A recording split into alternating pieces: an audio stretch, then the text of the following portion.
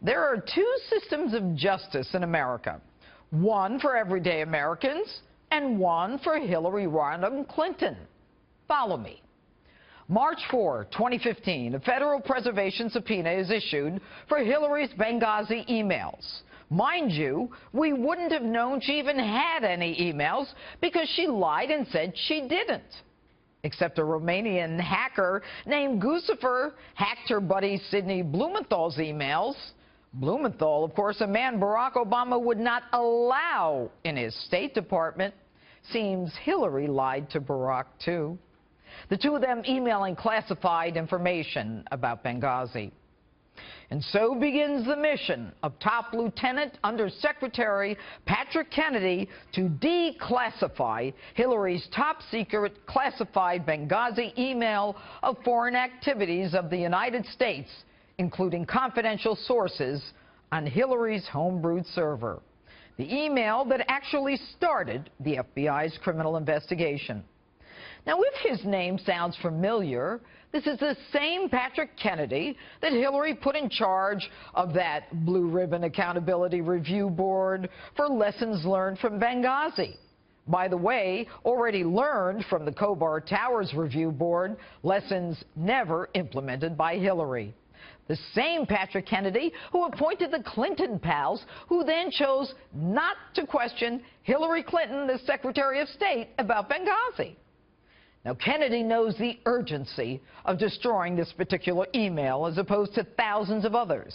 So he engages in what some say is an attempt to bribe and others say is a quid pro quo discussion, offering the FBI long-sought positions overseas in exchange for getting rid of top-secret emails.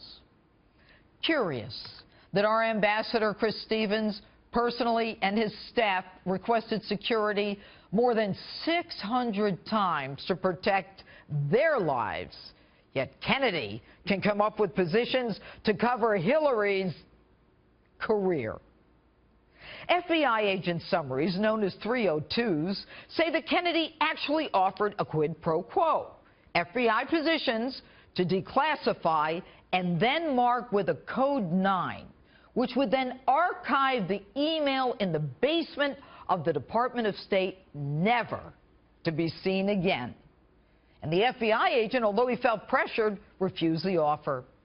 Kennedy then makes the same offer to the FBI head of counterintelligence. And when this offer is refused, Kennedy, knowing the FBI criminal investigation is already underway, asks, will the FBI make a public statement about this? And when told they will not, he knows the coast is clear. He'll deal with the FBI and the Department of Justice later. But for now, Hillary can publicly lie to all of us. I did not email any classified material to anyone on my email. There is no classified material. So now, Kennedy, one of the darkest characters in the Clinton playbook, and that's saying something, folks, skates.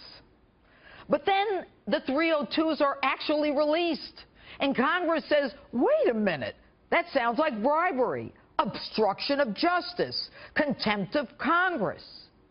Is it?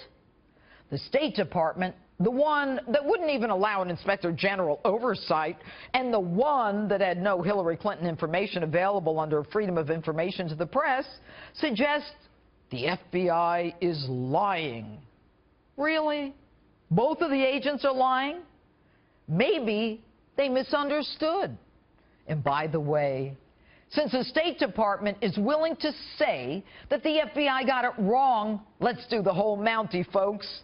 How about the FBI director got it wrong when he said the head of the State Department shouldn't be charged?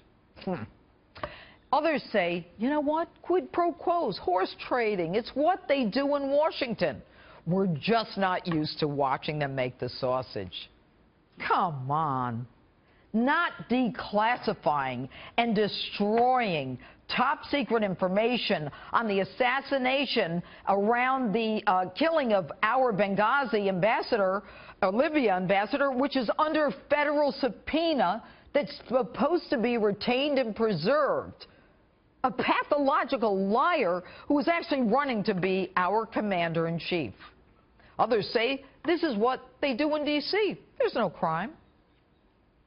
From a criminal point of view, however, as long as there was no intention to prevent Congress from knowing that the original classification was to be classified and then it was changed, if that would have happened for a public release, for a FOIA release, that would not be a crime. You know, it's very easy to throw around the term crime.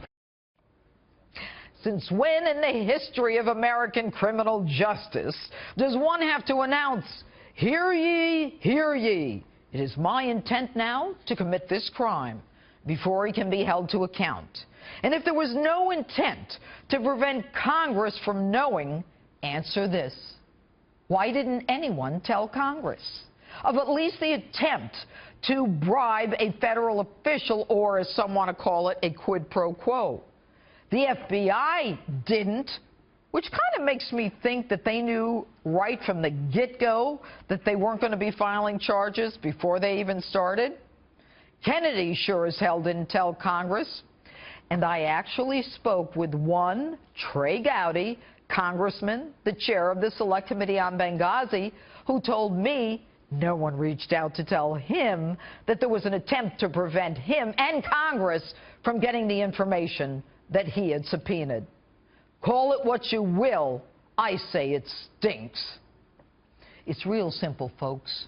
I spent 3 decades fighting for equal rights and equal justice and a level playing field for all. We take pride in this great nation that we are all equal under the law. And for centuries, Lady Justice, with bandages over her eyes, symbolizes that justice is blind, that it matters not who you are. No one is above the law, and no one is below it. Tonight, though, there are tears beneath those bandages. And that's my open. Tell me what you think on my Facebook page or Twitter. #Judge Jeanine.